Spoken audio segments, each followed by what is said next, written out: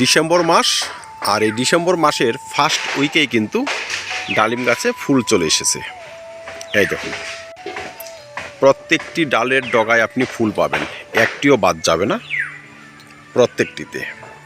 কিন্তু দর্শক, প্রত্যেকটি ডগায় ফুল দেখে কিন্তু আমাদের আনন্দ হওয়ার কিচ্ছু নেই। এই সমস্ত ফুল থেকে কিন্তু আমাদের প্রচুর পরিমাণে ফল সেট করতে হবে। তাই আমাদের যত্ন পরিচর্যা সারতে হবে দায়িত্ব সহকারে।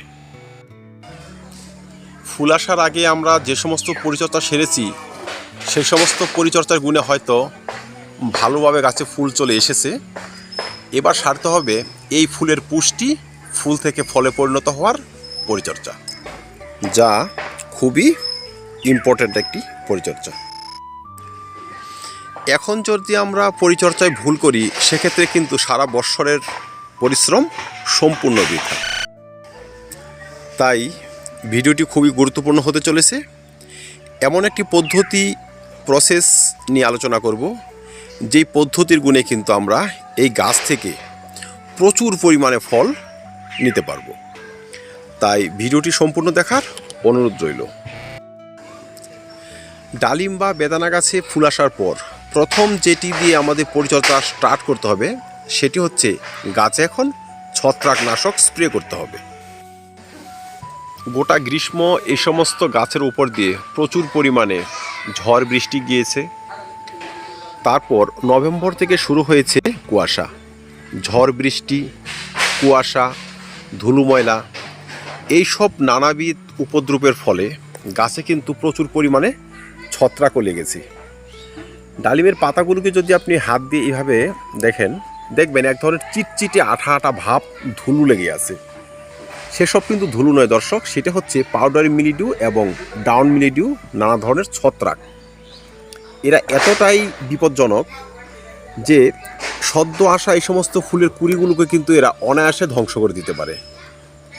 সম্পূর্ণরূপে ঝরিয়ে দেওয়ার ক্ষমতা রাখে এই পাউডারি এবং ডাউন মিলিডিউ। বহু ক্ষেত্রে ফুলের গায়ে পচন, ফল তো পচবে পরে, ফুল থেকেই কিন্তু পচন শুরু হয়, সেটাও কিন্তু শুরু হয় ছত্রাকের কারণে। তো দর্শক, এই সমস্ত সমস্যা আমরা দেখি চাই না দেখি, গাছে এখন প্রচুর পরিমাণে ফুল এসেছে। আমাদের ছাদের গাছ, প্রচুর পরিমাণে আমাদের কিন্তু ফল প্রয়োজন। আমরা এখানে ছত্রাকনাশক স্প্রে করব। কথা হচ্ছে কী ধরনের ছত্রাকনাশক স্প্রে করব? দর্শক, আমরা এখানে স্প্রে করব অ্যান্ট্রাকল। অ্যান্ট্রাকল হচ্ছে ছত্রাকনাশকের সঙ্গে সঙ্গে একটি ভালো মানের জিঙ্কের সমাহার। অ্যান্ট্রাকল একটি কন্ট্যাক্ট ছত্রাকনাশক। এই সমস্ত ফুলের, পাতার এবং ডালের সংস্পর্শে থাকা ছত্রাকরা কিন্তু এই অ্যান্ট্রাকলের প্রভাবে খুব দ্রুত নষ্ট হবে। গাছের ফুল, পাতা এবং গাছ সবই কিন্তু আমাদের সুস্থ থাকবে। 1 লিটার জলে 2 গ্রাম করে অ্যান্ট্রাকল গুলে 7 থেকে 10 ব্যবধানে কিন্তু আমরা 2 থেকে 3 বার স্প্রে করে দেব। যারা টবের মাটি বেশ কিছু দিন বা কয়েক বছর ধরে রিপোর্ট করেননি, পাল্টাননি, তারা 1 লিটার জলে 2 গ্রাম ছত্রাকনাশক গুলে টবের মাটিতে কিন্তু ঢেলে দেবেন। এতে মাটির যে শিকড়ের শোধন, সেটিও হয়ে যাবে, শিকড় সুস্থ থাকবে। সেই সুস্থ শিকড় প্রচুর পরিমাণে খাদ্যরস কিন্তু শোষণ করবে, আর তখনই সেই খাদ্যের গুণে আমাদের ডালিম গাছ কিন্তু গাছ ভরে আমাদের জন্য ডালিম নিয়ে আসবে। 2 নম্বর হচ্ছে, গাছে আমাদের এখন খাবার ব্যবহার করতে হবে, এমন একটি কমপ্লিট খাবার, যেই খাবারের গুণে এই সমস্ত ফুলের যেমন পুষ্টি হবে, তেমনি ফুল থেকে অধিক পরিমাণে ফলে পরিণত হবে। সেই খাবারটি হবে জৈব, সেই খাবারটি হবে লিকুইড খাবার। দর্শক, আমি জৈব লিকুইডের কথা বলেছি। আপনারা যদি জৈব লিকুইড তৈরি করতে না পারেন, সেক্ষেত্রে চ্যানেলটি ভিডিও আছে, সেটি দেখে নেবেন।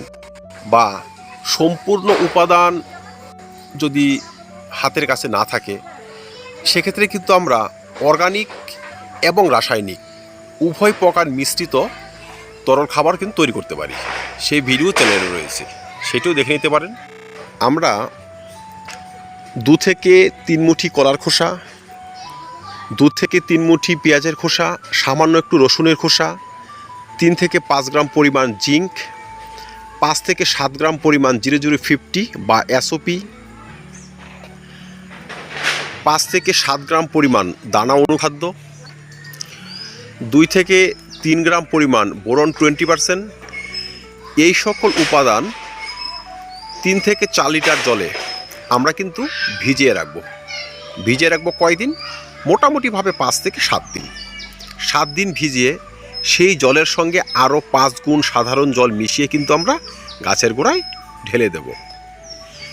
দর্শক, আমাদের টবের মাটিতে যতটা জল ধরবে ঠিক ততটুকু কিন্তু আমরা ঢেলে দেব। আর এই খাবার ব্যবহার করব মাসে মাত্র একবার। দর্শক, আমাদের জেনে নেওয়া ভালো এই খাবারের প্রয়োজনীয়তাটা কতটুকু।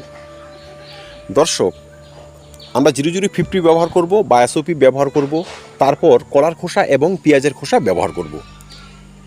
এই উপাদানগুলোতে রয়েছে প্রচুর পরিমাণে পটাশিয়াম।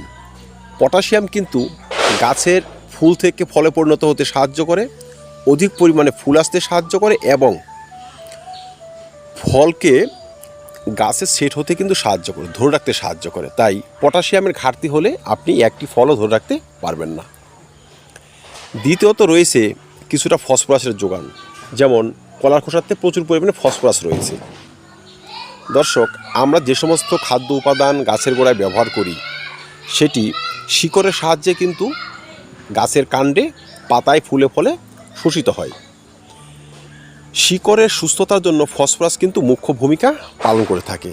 তারপর ফুল আনা, ফুল থেকে ফলে পরিণত হওয়া, গাছের বৃদ্ধি সব কিছু নিয়ন্ত্রণ করে ফসফরাস। তাই ফসফরাস ও পটাশিয়ামের মতো একটি অত্যাবশ্যকীয় উপাদান। গাছের রোগ প্রতিরোধ ক্ষমতা, ফলকে ধরে রাখা, এই সমস্ত কাজে সাহায্য করে জিঙ্ক। গাছের বৃদ্ধি, নতুন ডাল, শাখা প্রশাখা গজানো সব কিছুতে কিন্তু মুখ্য ভূমিকা পালন করে থাকে জিঙ্ক। তাই এই সময় জিঙ্কের ব্যবহার কিন্তু আমাদের করতে হবে। তারপর আমরা ব্যবহার করেছি এখানে বোরন 20%। দর্শক, বোরন যে কাজটি করে, প্রথমত বোরন কি করে, গাছের যে এই স্ত্রী ফুলগুলো, সে ডালিম হতে পারে, অন্যান্য ফল হতে পারে, স্ত্রী ফুলের যে পরাগরেণু তৈরি করতে সেটি কিন্তু সাহায্য করে বোরন। বোরনের অভাব হলে ফুলে পরাগরেণু তৈরি হবে কম পরিমাণে।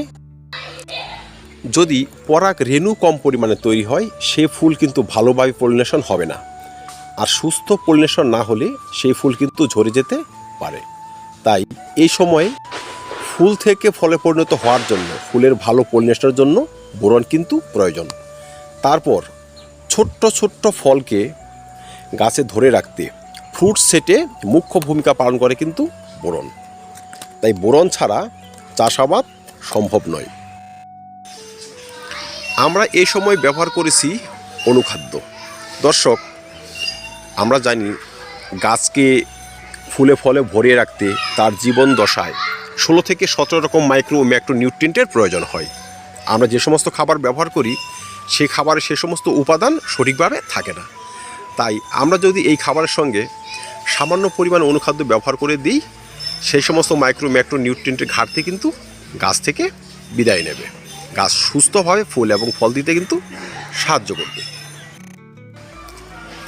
দর্শক, কিন্তু আমি বললাম এখানে আপনার তরল খাবার ব্যবহার করবেন, কঠিন খাবার নয় কেন? দর্শক, তরল খাবার যেমন দ্রুত গাছের উপযোগী হয়ে আসে, ঠিক তেমনি টবের মাটি কোনোভাবে না খুঁচিয়ে সেটি কিন্তু ব্যবহার করা যায়। তাই এই সময় এই সমস্ত ফুল থেকে দ্রুত ফলে পরিণত হওয়ার জন্য আমরা কিন্তু তরল খাবারই ব্যবহার করব। সেটা জৈব পদ্ধতি হতে পারে বা জৈব রাসায়নিক মিশ্রিত পদ্ধতি হতে পারে। দর্শক, অধিক ফুল থেকে অধিক পরিমাণে ফলের জন্য আমরা কিন্তু এখানে একটি অনুখাদ্য স্প্রে করব। সেটিও 10 থেকে 12 দিনের ব্যবধানে 2 থেকে 3 বার ব্যবহার করব। আপনাদের হাতে যে সমস্ত ব্র্যান্ড রয়েছে আপনারা সেটি ব্যবহার করতে পারেন, নয়তো বায়োভিটা এক্স, মোবোমিন, অ্যাগ্রোমিন গোল্ড, এইসব ব্র্যান্ডের অনুখাদ্য কিন্তু ভালো কাজ করে। 3 নম্বর স্প্রেটি হবে একটি কীটনাশকের ব্যবহার। দর্শক, ডালিম গাছে কিন্তু এমনিতেই প্রচুর পরিমাণে পোকার আক্রমণ হয়। দেখবেন যেই না আমাদের ডালিম বা বেদানার ফুলগুলো বড় হতে শুরু করবে, অমনি কিন্তু ফুল ছিদ্রকারী পোকা ফলটিকে কিন্তু নষ্ট করে দেবে, ফুটো করে ভিতরে ঢুকে যাবে। তারপর সে ফুলটি কিন্তু ইজিলি কিন্তু ঝরে যাবে। তো দর্শক, প্রথমে ফুল ছিদ্রকারী পোকা হবে, সেই পোকায় কিন্তু পরবর্তীতে ফল ছিদ্রকারী পোকায় পরিণত হবে।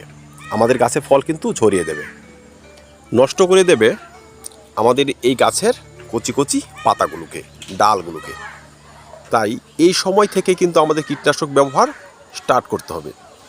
মোটামুটিভাবে 7 দিনের ব্যবধানে 2 থেকে 3 বার আমরা যদি প্রোফেক্স সুপার এখানে ব্যবহার করে দিই, স্প্রে করে দিই, সেক্ষেত্রে কিন্তু লেদা পোকা, ফল ছিদ্রকারী পোকা, চোষক পোকা এরা গাছ থেকে বিদায় নেবে। জৈব চাষিরা নিম তেল বা কাকা এখানে স্প্রে করতে পারেন, সেটাও কিন্তু ভালো কাজ হয়।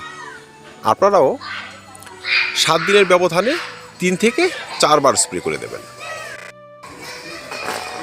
সবশেষে একটি কথা বলে রাখা ভালো, ফুল আসার আগে আমরা ওয়াটার ম্যানেজমেন্ট করেছি এক ধরনের, সেখানে কম জল ব্যবহার করেছি, গাছে অধিক ফুল এসেছে। এবার কিন্তু গাছের গোড়ায় জল ব্যবহার করতে হবে নিয়মিত। টবের মাটি যেন 2 ঘন্টার জন্য হলেও মশার ভাব না হারায়। টবের মাটি মশার থাকবে, প্রত্যেক দিন জল ব্যবহার করব, প্রয়োজন হলে দিনে 2 বার জল ব্যবহার করব, কিন্তু টবের মাটি শুকাতে দেব না।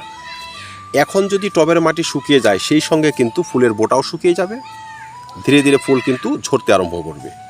তাই দর্শক, দায়িত্ব সহকারে এখন ওয়াটার ম্যানেজমেন্ট করতে পারলে, আর যে সমস্ত পরিচর্যার কথা আলোচনা করলাম, এইটুকু যদি আমরা দায়িত্ব সহকারে ভালোভাবে সারতে পারি, গাছ ভর্তি ডালিম হওয়া থেকে আপনাকে কেউ বাধা দিতে পারবে না। তো দর্শক, এই ছিল আজকের ছোট্ট ভিডিওটি ভালো লাগে লাইক এবং শেয়ার করবেন, চ্যানেলটি সাবস্ক্রাইব করে পাশে থাকবেন। ভিডিওটি দেখার জন্য অসংখ্য ধন্যবাদ।